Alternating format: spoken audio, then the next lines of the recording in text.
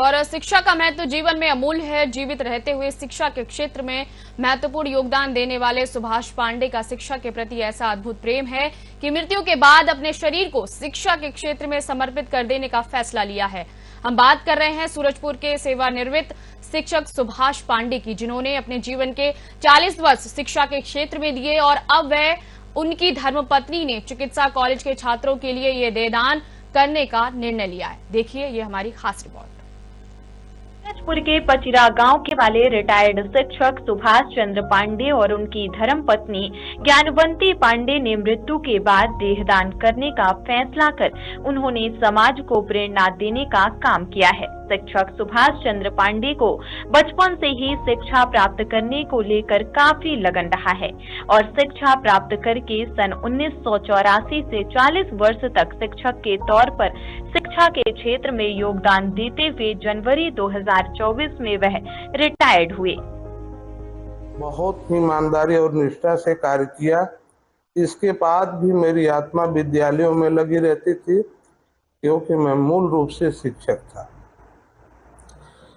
छात्रों के प्रति मेरा लगाव अलौकिक रहा, अद्वितीय रहा।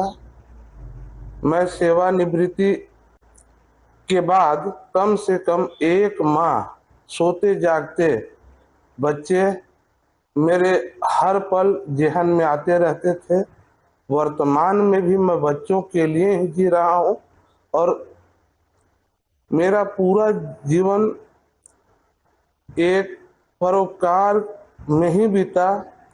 शेष जीवन भी मैंने सोचा मरणोपरांत भी मैं किसी के काम आ सकूं, यह सोचते हुए मैंने देहदान करना निश्चय किया। बता दें कि वहीं उन्होंने 40 वर्ष में विभिन्न स्कूलों में कई पदों पर रहते हुए एक दिन की भी छुट्टी नहीं ली और पूरी ईमानदारी के साथ छात्रों को शिक्षा देते रहे। 40 वर्ष शिक्षा के क्षेत्र को देने के बाद भी शिक्षा के प्रति उनका ऐसा समर्पण कि रिटायर्ड होने के बाद कई रातों तक सो नहीं सके और उनके मन में बस बच्चों के भविष्य की चिंता रहती थी। शिक्षा के साथ समाज के प्रति भी उनकी एक अलग ही सोच रही है, जिसके लिए उन्होंने अपने मरने के बाद भी शरीर शिक्षा के क्षेत्र में काम आए, इसलिए उन्होंने मेडिकल कॉलेज अंबिकापुर को देहदान करने का फैसला कर लिया। शिक्षक सुभाष चंद्र पांडे ने तो बहुत पहले से ही देहदान का मन बना लिया था, पर उनकी पत्नी पहले सहमत नहीं हुई, लेकिन पति के शिक्षा के प्रति अद्भुत प्रेम को देखकर और शिक्षा के प्रति उनके विचारों को समझा और पत्नी ज्ञानवंती पांडे के भी सोच में अचानक परिवर्तन आया और रिटायर्ड होने के बाद पति को उनके देहदान के फैसले को पूरा करने के लिए प्रेरित किया। साथ ही खुद भी पति के साथ देहदान करने का फैसला कर लिया और उन्होंने बताया कि इनकी दोनों बेटियां भी माता पिता के इस फैसले पर गौरवान्वित हैं। आपके साथ कैसे सहयोग रहा हूं, कैसे माने क्या आप पहले इस तरह दोनों बात हुआ? देखिए, हम दोनों पति पत्नी का भी ईश्वर की कृपा से मैं सबसे पहले तो मैं ईश्वर को धन्यवाद देना चाहूँगा कि मैं MA आयुर्वेद रत्न PhD करने के बाद भी मैं माध्यमिक स्तर तक की एक कन्या से विवाह करना स्वीकार किया और शायद वो मेरे जीवन के परछाई की तरह हर कार्यों में अपनी सहभागिता हर स्तर पर सुनिश्चित करती रहीं। हाँ, देहदान के लिए वो बिल्कुल भी तैयार नहीं थे, लेकिन 31 जनवरी 24 को मैं जैसे ही सेवानिवृत्ति हुआ, इसे मैं भगवत कृपा ही कहना चाहूँगा कि अनायास ही उनकी मनोवृत्ति में परिवर्तन आया और मुझे वो हर पल यही कहा करती थी कि आपने वचन दिया था, अपने संपत्ति का त्याग करने का वो तो कर दिया, लेकिन एक देह दान की भी आपने वचन लिया था, उसे कब निभाएंगे? और मुझे खुशी होगी कि मैं भी आपके साथ अपना देहदान करूंगी। आपके साथ परिवार में कौन-कौन है?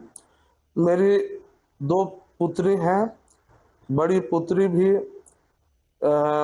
ईश्वर कृपा से बहुत अच्छी स्थिति में है और छोटी पुत्री मेरी आत्मानंद विद्यालय में व्याख्याता के रूप में काम कर रही है वर्तमान। मैं उस समय इनको बोली कि नहीं करना चाहिए। फिर इसके बाद मैं जब ये अपना पूरा ब्लड पूरा दान देने लगे तो इसी में मेरा भी मतलब वो हो गया कि मतलब नहीं, मेरे को भी कर देना चाहिए इसी करके। तो जब आप दोनों ने निर्णय कर लिया कि ये दान करना है तो आपके बच्चों की तरफ से रिस्पॉन्स? नहीं, वो लोग भी तो बहुत गौरव के साथ बोले कि नहीं मतलब कर देना है इस टाइप का। कितनी बच्चियां हैं? 2 बच्चियां हैं। जब आप निर्णय लिया तो साथ में क्यों? हाँ, रहते हैं। दोनों बेटियां साथ में थे, दोनों साथ में थे, बेटियां दोनों थे, दोनों दामाद थे, साथ में थे। क्या करना है उनका निर्णय को लेकर? उनका भी निर्णय यही है मतलब देहदान कर देना है। वहीं देहदान को लेकर दोनों पति पत्नी ने मेडिकल कॉलेज अंबिकापुर जाकर प्रक्रिया पूरी कर घोषणा पत्र भरा है, जिस पर मेडिकल कॉलेज प्रबंधन की ओर से उन्हें सम्मान पत्र भी दिया गया है। सेवानिवृत्त शिक्षक सुभाष चंद्र पांडे का कहना है कि आज मेरी पहचान जो भी है शिक्षा देने की वजह से है। मैंने जो अपने जीवन के 40 वर्ष शिक्षा के क्षेत्र को दिए हैं, उससे ही शरीर से जब आत्मा निकल जाएगी तो वो किसी काम का नहीं।